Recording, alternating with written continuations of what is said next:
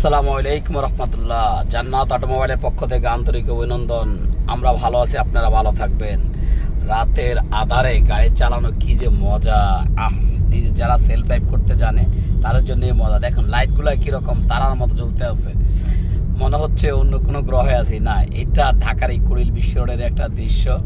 আলহামদুলিল্লাহ, আমি নিজেও সবসময় বরাবরই যখনই গাড়ি কাজ করি নিজে গাড়ি রোড টেস্ট করে তারপরে গাড়ি ডেলিভারি দিই।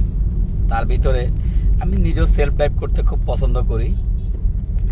যাক, তারপরও বলবো যারা সেলফ ড্রাইভ করেন তাদের উদ্দেশ্যে বলবো, সেলফ ড্রাইভ করতে গিয়ে আপনারা গাড়ির গতি অনেক বেশি তুলে ফেলবেন না।